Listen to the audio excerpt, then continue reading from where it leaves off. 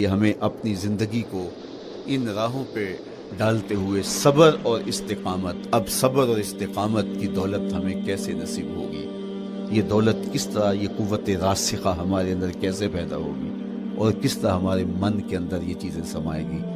اللہ تعالیٰ کی خشیت، اس پر توکل، اس پر بھروسہ، اور اللہ تعالیٰ جل شانہ کی طرف سے ہر کام کے ہونے کا یقین ہمارے اندر یہ استقامت اور یہ حوصلہ پیدا کرتی ہے یہ چیز۔ اس لیے مجھے اور آپ کو اپنی پوری زندگی میں اس عمل سے گزر کر کے اپنے آپ کو مضبوط ترین صورتحال میں لا کے کھڑا کرنا پڑے گا، اور یہی زندگی کا جمال ہے۔ تو اب پھر دیکھیے قرآن کیا کہہ رہا ہے، لا اقسم بہذا البلد وانت حل بہذا البلد ووالد وما ولد، 3 قسمیں کی۔ اس کے بعد ارشاد فرمایا لقد خلقنا الانسان فی کبد، ہم نے انسان کو مشکلوں میں، مصائب میں، آلام میں رہتا ہوا پیدا کیا۔ کہتے ہیں جب حضرت انسان کی تخلیق ہوئی تو اس کا خمیر جب گویا جا رہا تھا تو اس کے اوپر 39 دن تک آزمائشوں کی، دکھوں کی، تکلیفوں کی بارش ہوئی، اور 1 دن خوشیوں اور مسرتوں کا بھی برسا۔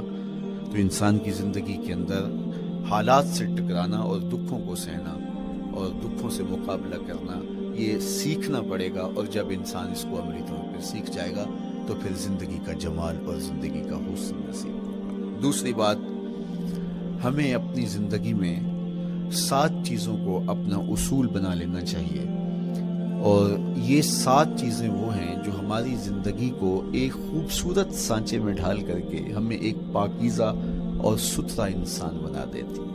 پہلی چیز، التمسک بکتاب اللہ، اللہ کی کتاب سے جڑ جانا، وابستہ ہو جانا۔ جب ہم کتاب اللہ سے وابستہ ہو جائیں تو پھر ہمارے باطن کی اور نفس کی تربیت ہوتی ہے، اور پھر ہم وہ مطلوب انسان بنتے ہیں جو ہمارا رب ہم سے تقاضا کرتا ہے۔ تو اس لیے ہمیں اپنی زندگی میں اس چیز کو لازم کر لینا چاہیے کہ ہمارا کوئی بھی دن قرآن مجید کی تلاوت کے بغیر نہ گزرے۔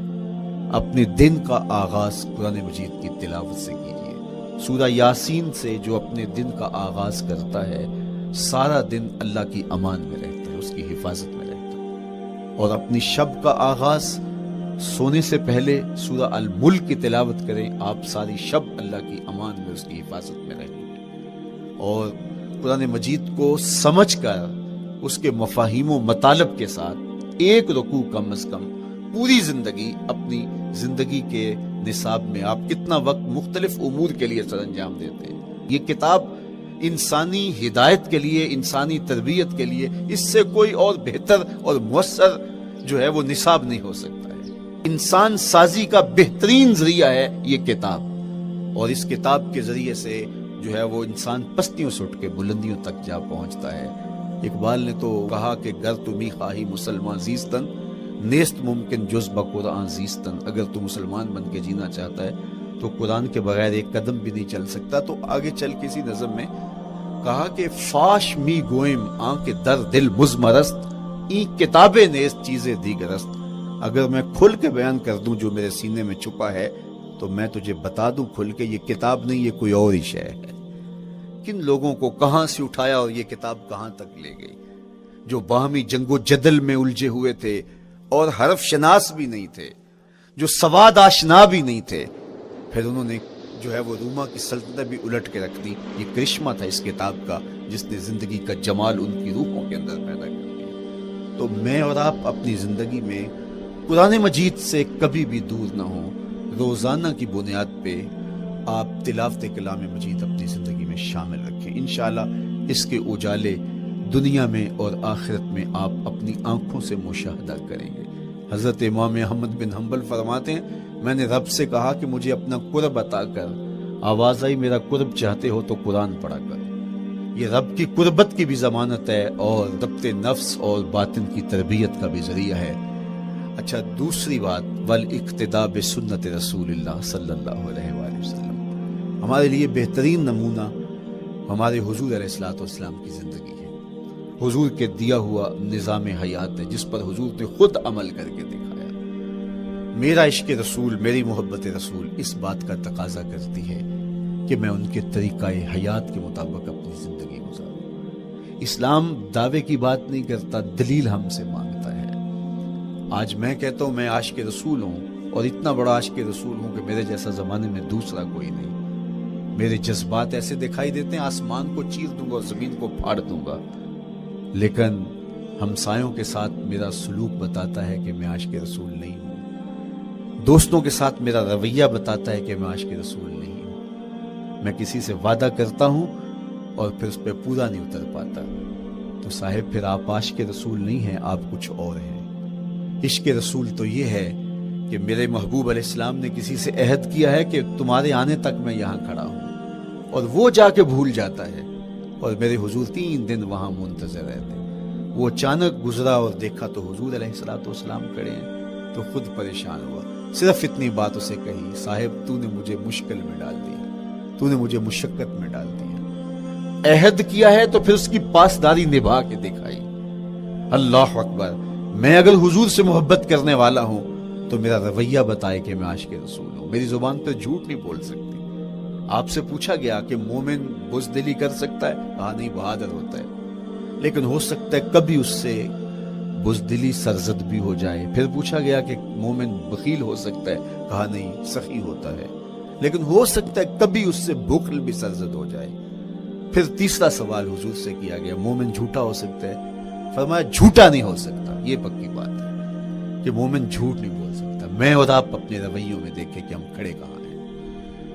آج ہم ان جگہوں پہ بھی جھوٹ بولتے ہیں جہاں جھوٹ بولنا ہماری مجبوری بھی نہیں ہوتی، چونکہ یہ ہماری فطرت ثانیہ اور عادت بن چکا ہے، اور ہم اس کو برا ہی نہیں سمجھتے۔ جبکہ جھوٹ جب کوئی شخص بولتا ہے، حدیث پاک میں آتا ہے اس کے منہ سے بدبو نکلتی ہے، رحمت کے فرشتے 1 میل دور ہٹ جاتے ہیں اس سے۔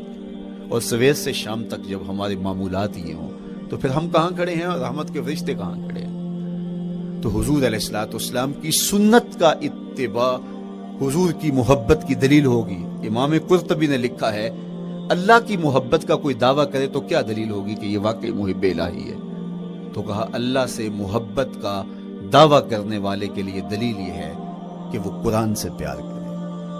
قرآن سے پیار اور قرآن سے محبت کی دلیل یہ ہے کہ حضور کا پیار سینے میں رکھے۔ حضور سے محبت کی دلیل یہ ہے کہ سنت رسول سے پیار کرنے والا ہو، اور سنت رسول سے پیار کرنے کی دلیل یہ ہے کہ بدعات سے اجتناب کرنے والا ہو۔ ہر وہ طریقہ جو میرے حضور نے نہیں دیا اس کو اختیار نہ کرے، اس طریقے کو اختیار کرے جو حضور علیہ السلام کا عطا کرتا ہے۔ تیسری بات، عقل الحلال۔ یہ وہ بنیادی اصول ہے جو ہماری زندگیوں میں اتر جانے چاہیے، اور ہم ایک صالح اور خوبصورت انسان بن کے اس معاشرے کا حصہ بن سکتے ہیں۔ عقل حلال زندگی میں شامل ہو تو زندگی کو جمال نصیب ہوتا ہے، اور باطن اور ظاہر کو طمانینت نصیب ہوتی ہے۔ اگر رزق پاک نہیں ہے تو آپ کعبے بھی جائیں تو وہاں بھی آپ محروم پلٹیں گے۔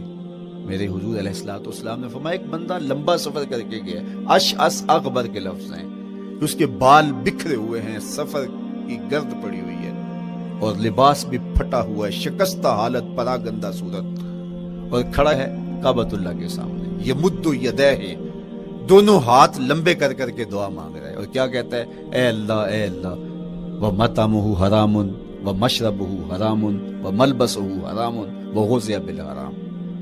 فرمایا اس کا کھانا حرام کا ہے، اس کا پینا حرام کا ہے، اس نے جو لباس پہنا وہ حرام کا ہے۔ جو لینا ہے سی تے لکھیا وچ نصیباں، بے پرواہ نال محمد، زور نہ اساں غریباں، بے پرواہ نال محمد، زور نہ اساں غریباں، تے جس دل دے